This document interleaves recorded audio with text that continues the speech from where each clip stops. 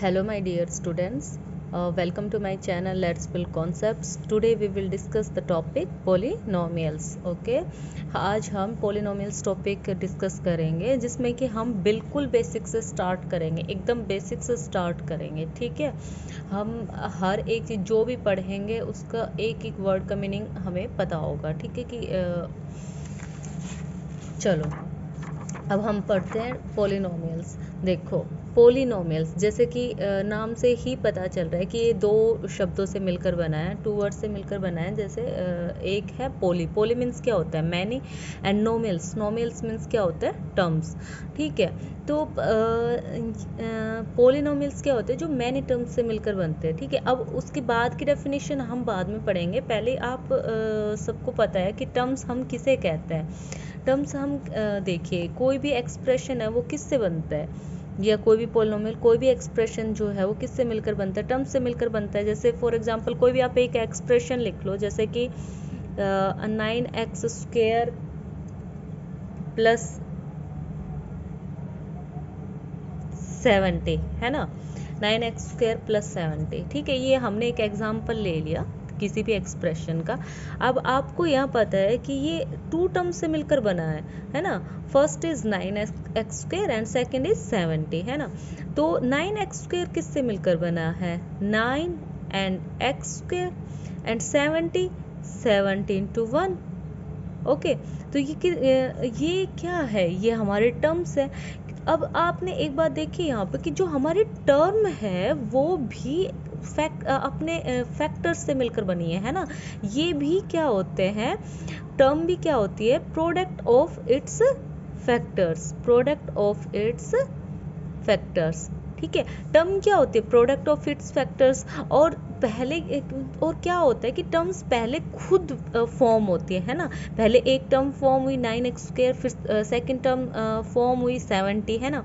और फिर उसके बाद क्या होता है कि ये दोनों पहले सेपरेटली खुद फॉर्म होती है, उसके बाद ये क्या करते हैं? आपस में ऐड होकर क्या बनाते हैं? एक्सप्रेशंस बनाते हैं. ठीक है, तो ये हमारी टर्म्स हैं, इन्हें हम अपनी टर्म्स कहते हैं, जो कि पहले फर्स्टली क्या होती है? सेपरेटली फॉर्म होती है और उसके बाद ऐड होकर क्या बनती है? ये एक्सप्रेशंस बनती हैं. ठीक है, अब उसके बाद अब हमने यहाँ पर जब एक्सप्रेशंस की बात की है तो उसके साथ साथ हम पढ़ ही लेते हैं कि एल्जेब्रिक एक्सप्रेशन क्या होता है. Algebraic expression. Algebraic expressions. Algebraic expressions क्या होते हैं बेटा? देखो, एल्जेब्रिक एक्सप्रेशंस हम किन्हें कहते हैं? ये कैसे फॉर्म होते हैं? ये फॉर्म होते हैं by the combination of constant and variables. लेकिन वो कंबाइन भी जब होते तो उनके लिए क्या चाहिए होता है? Connected by mathematical operations. By along with mathematical operations.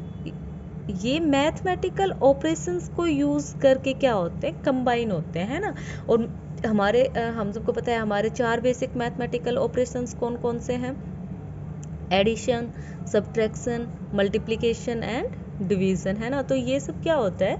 ये जो कांस्टेंट एंड वेरिएबल्स होते हैं ये बाय मैथमेटिकल ऑपरेशंस से कंबाइन होते हैं, उनसे कनेक्टेड होते हैं. ठीक है, तो तब जाकर हमारी क्या बनती है? एल्जेब्रिक एक्सप्रेशंस है ना. तो जैसे एग्जाम्पल ले लो आप कोई भी, लाइक x + 1/x है ना.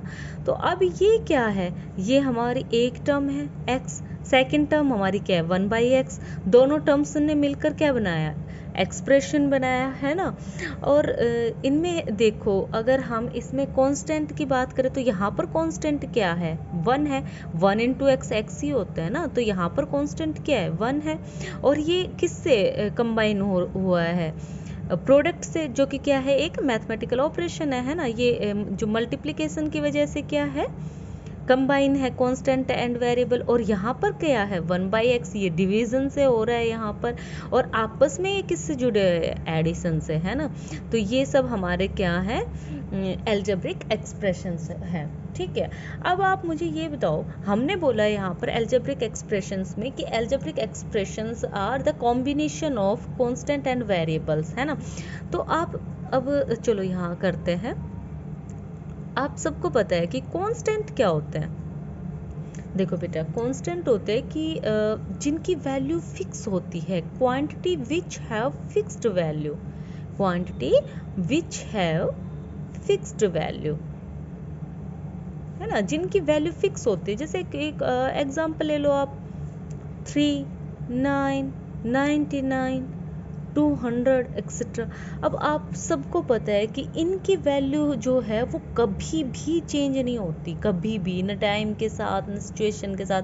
चाहे आप इन्हें परसेंटेज में यूज़ करो, चाहे आप इन्हें प्रॉफिट एंड लॉस में यूज़ करो, चाहे आप इन्हें एल्जेब्रा में यूज़ करो, चाहे आप ज्योमेट्री में यूज़ करो, ये जहाँ भी यूज़ होंगी इनकी वैल्यू क्या होगी, फिक्स होगी, ठीक है। 9 की वैल्यू 9 ही होती है, वो 3 नहीं हो सकती। 3 की वैल्यू 3 होती है, वो 9 नहीं हो सकती, है ना। तो इनकी वैल्यू क्या होती है, फिक्स होती है। और जिनकी वैल्यू फिक्स होती है, जिन क्वांटिटी की वैल्यू फिक्स होती है, उन्हें हम क्या कहते हैं, कांस्टेंट कहते हैं। ये हम सबको पता है ना। अब उसके बाद हम नेक्स्ट चलते हैं variables.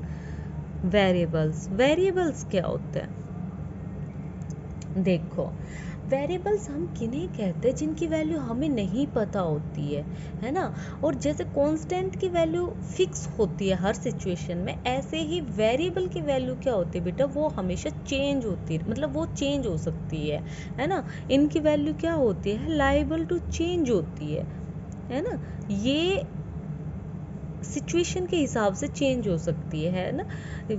And values are unknown to us, values are unknown to us. इनकी वैल्यू क्या होती है, हमारे लिए अननोन होती है। इसे हम फाइंड आउट करते हैं, वेरिएबल्स की वैल्यू को हम फाइंड आउट करते हैं। वेरिएबल्स को हम किससे डिनोट करते हैं, x, y, z, p, q etcetera. हम किसी भी स्मॉल लेटर से वेरिएबल को डिनोट कर सकते हैं। तो एक तो इनकी वैल्यू हमारे लिए अननोन होती है ना। और दूसरा क्या होता है कि इनकी कोई फिक्स वैल्यू नहीं होती, दे doesn't have fix value, doesn't have fixed value, ठीक है। इनकी कोई वैल्यू फिक्स नहीं होती। जैसे हम एग्जांपल ले लेते हैं,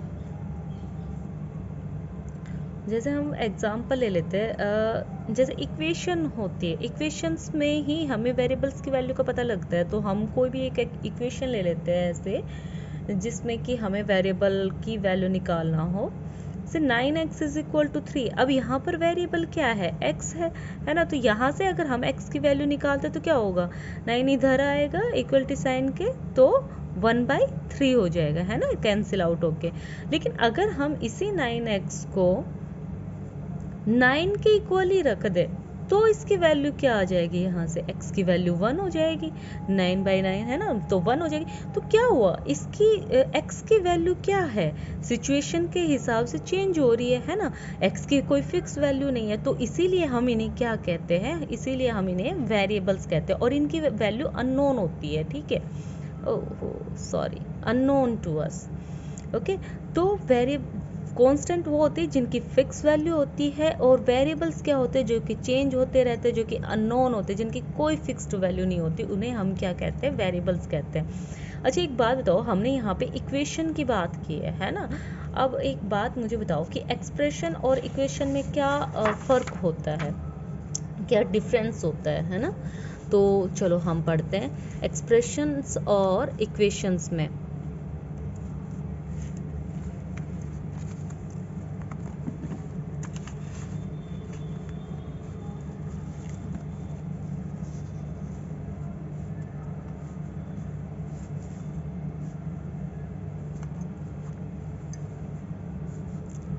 देखो बेटा, एक्सप्रेशंस और इक्वेशन में जो मेन फ़र्क है वो यही है, इक्वलिटी साइन का। एक्सप्रेशंस क्या होते हैं, कोई भी नॉर्मल एक्सप्रेशन, जैसे x² + 2x, ओके, ये क्या हो गया, एक एक्सप्रेशन हो गया। लेकिन अगर इसे ही हम इक्वेशन के फॉर्म में लिखते हैं इज इक्वल टू 0, तो इक्वेशन की क्या कैरेक्टरिस्टिक्स हैं, इक्वेशंस की क्या कैरेक्टरिस्टिक है बेटा, कि उसमें एक तो इक्वल साइन होता है ना। इसमें क्या होता है, एक तो इक्वल साइन होता है और दूसरा क्या होता है कि मतलब हम इक्वेशन को ये बोल सकते हैं कि वेरिएबल के ऊपर ना, मतलब वेरिएबल की कोई एक डेफिनेट वैल्यू होती है, ठीक है, जिसके ऊपर ये कंडीशन होती है। इक्वेशन क्या होती है, कंडीशन होती है, किस पर, वेरिएबल पर एक कंडीशन होती है जो कि एक डेफिनेट वैल्यू के लिए उसको सेटिस्फाई करती है, ठीक है। और इसमें एक जो सबसे मेन चीज़ होती है एक्सप्रेशन और उसमें इक्वेशन में जो मेन डिफरेंस होता है उसमें क्या होता है, इक्वल साइन का। क्योंकि इक्वल साइन कहाँ होता है, between its two sides, between its two sides. Equation में दो साइड होती है बेटा, इक्वेशन में दो साइड होती है, left hand side and second is right hand side, ठीक है। और उनके बीच में क्या होता है, इक्वल साइन। अब ये इक्वल साइन का मतलब क्या हुआ, इक्वल साइन एक कंडीशन है। क्या कंडीशन है कि जो लेफ्ट हैंड साइड है वो किसके इक्वल है, राइट हैंड साइड से, ठीक है। जैसे अब ये एक है हमारे पास इक्वेशन, अब इसमें क्या मतलब है कि ये जो वैल्यू है, ये जो लेफ्ट हैंड साइड में जो वैल्यू है ये 0 के इक्वल, जो कि राइट हैंड साइड में उसके इक्वल है। अब यहाँ से हम क्या कर सकते हैं, यहाँ से हम सब ने पढ़ा हुआ है कि हम डिफरेंट डिफरेंट मेथड से इसकी वैल्यू निकाल सकते हैं, ठीक है। तो यहाँ से x की वैल्यू भी हम निकाल पाएंगे, ठीक है। तो ये एक मेन डिफरेंस होता है इक्वेशन और एक्सप्रेशन में, ठीक है। इक्वेशन में यही होता है कि उसमें इक्वल साइन होता है, और इक्वेशन क्या होती है, it is a condition on a variable, ठीक है। ये वेरिएबल के ऊपर एक कंडीशन होती है विच satisfies only for a definite value, ठीक है, ऑफ वेरिएबल। मतलब वेरिएबल की जो डेफिनेट वैल्यू होगी, एक कोई डेफिनेट वैल्यू होगी, उसी पर वो उसको सेटिस्फाई करेगी, तब हम उसे क्या कहते हैं, इक्वेशन कहते हैं। और उसकी टू साइड्स होते हैं, और उन टू साइड्स के बीच में क्या होता है, इक्वल साइन होता है, ये कंपल्सरी है, ठीक है। और उन टू साइड्स का मतलब भी क्या होता है कि जो लेफ्ट हैंड साइड है वो राइट हैंड साइड के इक्वल है। अच्छा, मैं आपको एक बात और बताना भूल गई, जिसमें जैसे हमने पढ़ा था टर्म्स क्या होती है ना, टर्म्स हमने पढ़ी थी। अब आपको एक बात बताते हैं यहाँ पर कि टर्म्स भी टू टाइप्स की होती है, like terms and unlike terms, ठीक है। लाइक और अनलाइक टर्म्स में क्या डिफरेंस होता है, like terms and unlike terms. देखो, लाइक और अनलाइक टर्म्स क्या होते हैं, लाइक टर्म्स वो होती है जिनमें कि जो एल्जेब्रिक फैक्टर्स हैं वो क्या होते हैं, सेम होते हैं। Terms which have the same algebraic factors are known as like terms. और अनलाइक टर्म्स क्या होती है, when terms have different algebraic factors, ठीक है, तब हम उसे क्या बोलेंगे, अनलाइक टर्म्स, ओके। तो इनके चलो इन्हें आप एग्जाम्पल से समझते हैं हम इन्हें। जैसे कि लाइक टर्म्स क्या है, for example 2x and 7x। यहाँ पर देखो इनके एल्जेब्रिक फैक्टर्स क्या है, x सेम है ना, तो ये क्या है, लाइक टर्म्स है। अब इसे ही हम लिखते 2x और 7y, ठीक है, तो इनके कोफिशिएंट तो सेम है, बट लास्ट में क्या है, एल्जेब्रिक एक्सप्रेशंस चेंज हो गए, तो ये क्या बन गई बेटा, अनलाइक टर्म्स। अब और भी कुछ एग्जांपल्स देख लेते हैं, जैसे -8x², 3x², यहाँ पर सेम है x²। अब हम इसको लिखते हैं -8x² एंड 3x, यहाँ पर इसकी पावर चेंज हो गया है ना, यहाँ x² है और यहाँ x है, यहाँ x² है, यहाँ x है, ठीक है। तो इनमें क्या हो गया, इनके एक्सपोनेंट, तो मतलब एक्सपोनेंट भी डिफरेंट, मतलब एक्सपोनेंट अगर डिफरेंट है तो भी वो अनलाइक टर्म हो जाएंगे, भले ही उनका वेरिएबल x सेम है, बट इनके जो एक्सपोनेंट है, जो इनकी पावर है वो तो डिफरेंट है ना, तो इसलिए ये क्या हो जाएंगे, अनलाइक टर्म्स हो जाएंगे। देखो मैं आपको अच्छे अच्छे एग्जाम्पल्स देती हूँ जिससे आपको ना और अच्छे से क्लियर हो जाएगा। जैसे 13x एंड 7xy, यहाँ पर सेम है xy एंड xy, ठीक है, और यहाँ क्या हो जाएंगे, यहाँ डिफरेंट हो जाएंगे, 13xy माइनस 7xz। अब यहाँ xy है और यहाँ क्या है, xz है, तो ये भी क्या हो जाएंगे बेटा, ये भी डिफरेंट हो जाएंगे, ठीक है, तो ये अनलाइक टर्म्स हो जाएंगी। और एग्जांपल देखो, जैसे 5x² y और दूसरा आप कुछ भी ले लो 6x² तो इन दोनों में क्या है, इन दोनों में भी x² है। अब हम इसको लिख दे 5x² एंड 6xy²। अब आपको ध्यान देने की ज़रूरत क्या है बेटा कि यहाँ पर तो x² है बट यहाँ x है, यहाँ y है और यहाँ y² है, मीन्स यहाँ पर क्या है, यहाँ पर एक्सपोनेंट डिफरेंट है ना। तो ये क्या हो जाएंगी, अनलाइक टर्म्स हो जाएंगी। और कोई एग्जाम्पल एक और लिख लो, x और 4x है ना, ये क्या है, ये लाइक टर्म्स है, भले ही इनके कोफिशिएंट डिफरेंट है, ठीक है, बट एल्जेब्रिक जो फैक्टर्स है वो क्या है, वो सेम है। तो ये क्या हो जाएंगे, लाइक टर्म्स। और अगर हम इसे लिख दें कि x एंड 4, अब ये क्या हो जाएंगे बेटा, ये अनलाइक टर्म्स हो जाएंगी। क्यों ये अनलाइक टर्म्स में क्यों है, क्योंकि यहाँ पर क्या है, x की पावर 1 है ना, और यहाँ क्या, अगर हम 4 को एल्जेब्रिक फैक्टर्स में लिखना भी चाहे कि फॉर्म में, तो क्या होगा, 4 इंटू में x⁻0, x⁻, किसी भी वेरिएबल की पावर या किसी भी क्वांटिटी की पावर 0 जो होती है वो क्या बनता है, 1 बनता है ना। तो यहाँ पर x की पावर हम क्या लिख सकते हैं, 0 लिख सकते हैं। तो यहाँ पर क्या हो गया, एक्सपोनेंट में डिफरेंस आ गया है ना, उनकी पावर्स में डिफरेंस आ गया, तो ये क्या हो गई, अनलाइक टर्म्स। ठीक है, तो ये कुछ एग्जाम्पल्स है जिनसे हम समझ सकते हैं कि ये क्या है, अनलाइक टर्म्स है और लाइक टर्म्स हैं। ठीक है, तो ये आप आगे एक्सप्रेशन में याद रखेंगे। देखो ये चीज़ें हमने सब पढ़ी हुई है, क्योंकि लाइक और अनलाइक टर्म्स का सबसे ज़्यादा बेनिफिट हमें कहाँ मिलता है, जब हम इन पर ऑपरेशंस अप्लाई करते हैं। जैसे जब हम एक्सप्रेशंस को, इक्वेशंस का एडिशन करते हैं, सब्ट्रैक्शन करते हैं, मल्टीप्लिकेशन करते हैं, तब हमें पता होता है कि हमें जैसे एडिशन और सब्ट्रैक्शन में स्पेशली कि हमें जो लाइक टर्म्स होती है वो ऐड करनी होती है, अनलाइक टर्म्स अलग रखनी होती है ना। तो ये इन सब का यूज़ किस में होता है, एडिशन एंड सब्ट्रैक्शन में ज़्यादा यूज़ होता है, बट फिर भी हमें पता होना चाहिए इन सब के बारे में। ठीक है, अब ये हमारा हो गया है यहाँ तक इतना। अब हम कहाँ थे, इक्वेशंस पर थे बेटा। ठीक है, हमने इक्वेशन के बारे में जान लिया कि इसमें इक्वल साइन होता है, 2 साइड्स होती है और दोनों साइड क्या होती है, एक दूसरे के इक्वल होती है। ठीक है, अब हम अपने मेन टॉपिक पर आएंगे जो कि क्या है, पोलिनोमियल। पोलिनोमियल्स। देखो अभी हमने पढ़ा एल्जेब्रिक एक्सप्रेशन में हमने पढ़ा कि it is a combination of constant and variables. Okay, ठीक है, ये किसका कॉम्बिनेशन होता है, कांस्टेंट एंड वेरिएबल्स का कॉम्बिनेशन। तो पोलिनोमियल्स में भी होता है। फिर हमने पोलिनोमियल्स में पढ़ा कि मैनी टर्म्स, इसमें बहुत सारी टर्म्स होती हैं, या सिंगल भी हो सकते हैं, बट हाँ मैनी टर्म्स भी, 1 एंड मोर भी हो सकती हैं। ठीक है, तो वो तो एल्जेब्रिक एक्सप्रेशंस में भी होती है टर्म्स, तो है ना, एक्सप्रेशंस भी टर्म्स से मिलकर बनता है।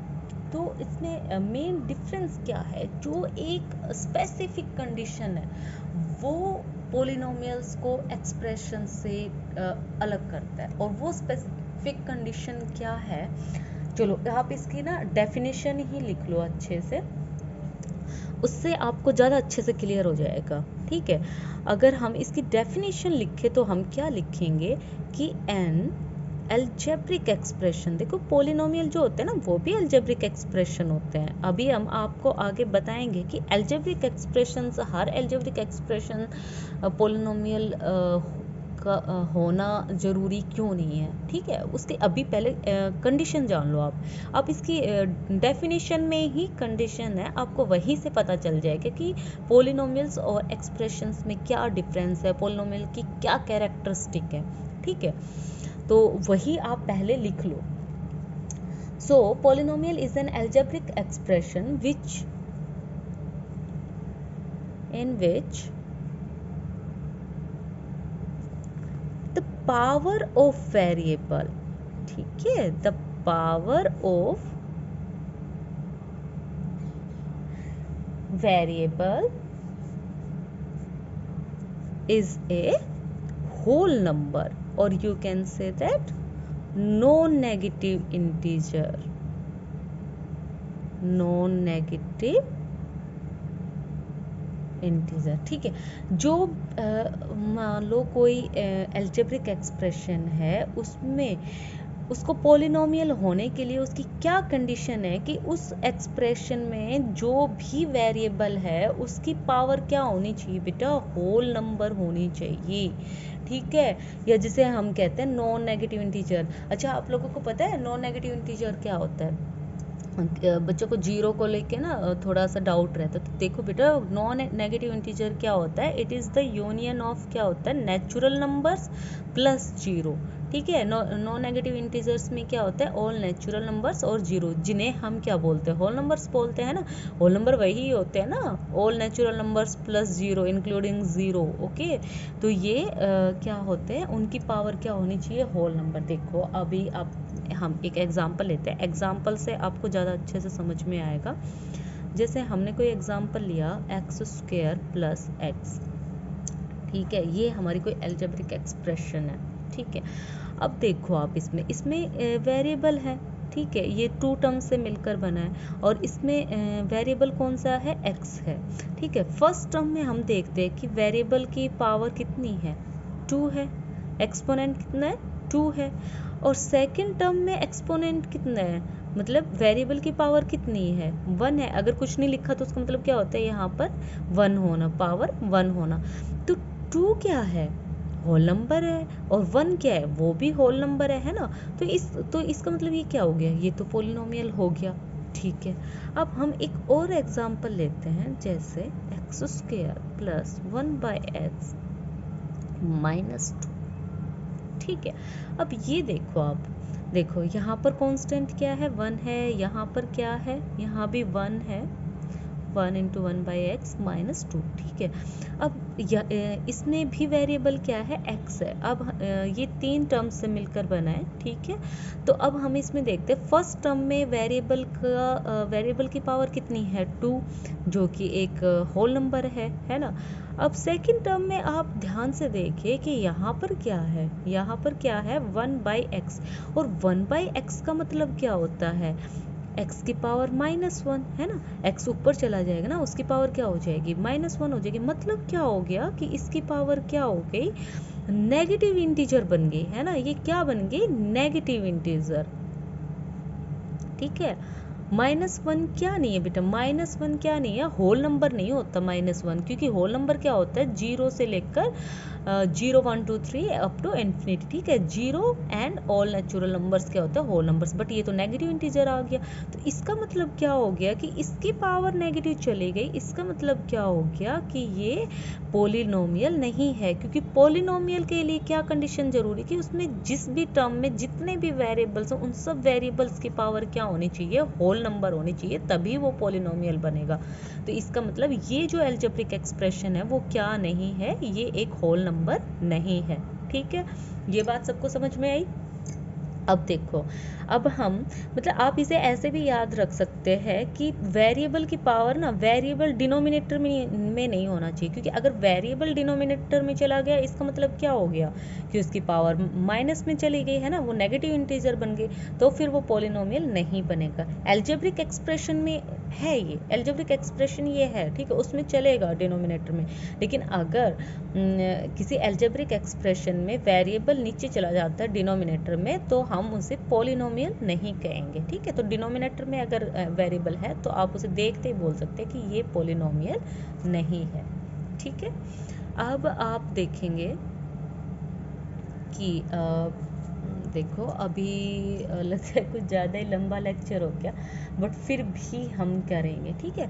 तो हम उसमें अगर मेजर डिफरेंस इसमें हम बताएं तो उसमें हम क्या बोलेंगे कि एक्सप्रेशंस में पावर कुछ भी हो सकती है, बट पॉलिनोमियल्स के लिए एक स्पेशल कंडीशन है कि वेरिएबल्स की पावर होल नंबर होनी ही चाहिए, ठीक है, तभी वो क्या कहलाएगा, वो एक पॉलिनोमियल कहलाएगा।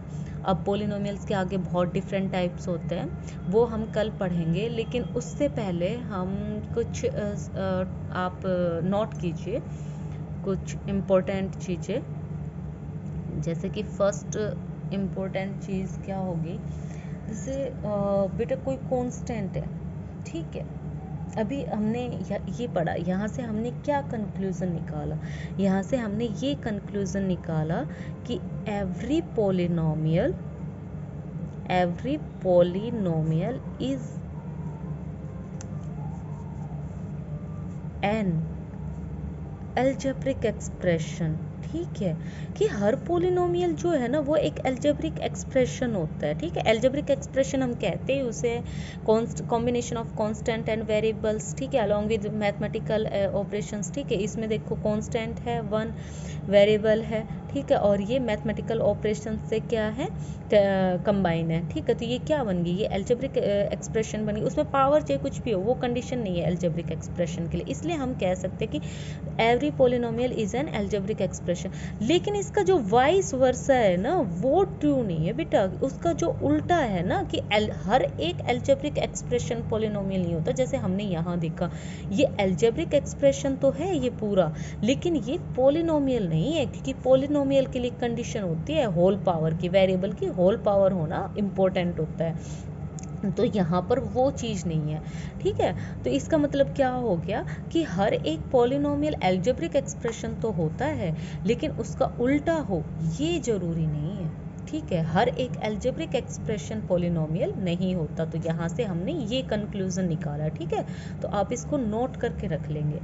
अब आपके दिमाग में एक चीज़ और चल रही होगी, पता है क्या, कि क्या हर, जैसे अभी हमने ये लिख दिया x स्क्वायर x, ठीक है, मतलब ये तो हम अलजेब्रिक फॉर्म में ही ले रहे हैं इन सबको, तो कि क्या पोलिनोमियल्स जो है वो अलजेब्रिक फॉर्म में ही होते हैं, वैसे पोलिनोमियल्स नहीं होते हैं क्या, है ना, ये सबके दिमाग में चल रहा होगा। तो देखो एक और चीज होती है,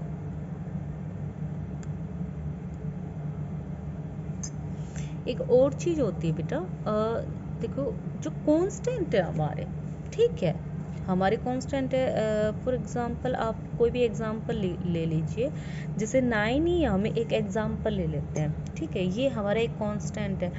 अब आप ये बताओ कि ये पॉलिनोमियल है या नहीं है, तो उसके लिए देखो हम कैसे क्लियर करेंगे इसको, ये इस कॉन्सेप्ट को समझो। देखो 9 को हम क्या लिख सकते हैं, 9 × 1 लिख सकते हैं ना, मैं ऐसा 9 × 1 is equal to 1, sorry 9 × 1 is equal to 9। ठीक है, उससे कोई फर्क नहीं पड़ेगा, तो 9 को हम लिख सकते हैं 9 × 1। ठीक है, अब आपको पता है कि 1 को हम क्या लिख सकते हैं, किसी भी वेरिएबल की power 0, let variable is x। ठीक है, यहाँ पर हम वेरिएबल क्या ले लेते हैं, x ले लेते हैं। ठीक है, और उसकी पावर 0 क्या होती है, किसी भी वेरिएबल की पावर 0 क्या होती है, 1 बन जाती है। ठीक है, तो हम इसको क्योंकि वेरिएबल के फॉर्म में लाना चाह रहे हैं ना, इसलिए हम वेरिएबल की पावर में 1 को लिख रहे हैं। ठीक है, तो ये यहाँ से हम इसको क्या लिख सकते हैं, 9 × x की पावर 0। ठीक है, x रेज़ टू पावर 0, और ये क्या बन गया, combination of constant and variable बन गया ना, constant and variable, and they are connected by mathematical operations, है ना, they are connected by mathematical operations. अब आपने एक चीज और नोट की कि जो पावर 0 है ये क्या है, दिस इज होल नंबर। 0 क्या होता है, होल नंबर काउंट होता है। तो इसका मतलब क्या हो गया कि ये सिर्फ एक एक्सप्रेशन नहीं है, कांस्टेंट सिर्फ एक्सप्रेशन नहीं होता है, कांस्टेंट क्या होता है, पॉलिनोमियल भी बन गया यहाँ पर। ठीक है, तो एवरी कांस्टेंट, यहाँ से हमने क्या कंक्लूजन निकाला कि every constant is a polynomial, कि हर एक कांस्टेंट जो होता है ना वो क्या होता है, एक पॉलिनोमियल होता है। चाहे आप कोई भी कांस्टेंट ले लीजिए, आप 9 की जगह यहाँ 99 ले लीजिए, तो उसको भी तो हम 99 × 1 लिख सकते हैं, और 1 को क्या लिख सकते हैं, किसी भी वेरिएबल की पावर 0, और 0 क्या होता है, होल नंबर होता है। और ये वो कॉम्बिनेशन क्या बन जाएगा, combination of constant and variable along with mathematical operations, and उसमें भी क्या होगा, एक्सपोनेंट क्या होगा, होल नंबर होगा, तो वो पॉलिनोमियल की भी कंडीशन को सेटिस्फाई करेगा, और उस वजह से वो क्या बन जाएगा, उस वजह से हमने क्या कंक्लूज़न निकाला कि every constant is a polynomial, कि हर एक कांस्टेंट क्या होता है, पॉलिनोमियल होता है। तो ठीक है बेटा, आज हम यही तक करेंगे, नेक्स्ट टाइम हम उससे आगे करेंगे। पॉलिनोमियल्स के टाइप्स भी होते हैं बहुत सारे, तो वो सब करेंगे। तो अगर आपको वीडियो पसंद आई हो तो लाइक करें, मेरे चैनल को सब्सक्राइब करें सबसे पहले नोटिफिकेशन पाने के लिए, ठीक है। एंड कमेंट करें कि आपको ये वीडियो कैसा लगा, ठीक है। Thank you very much for watching.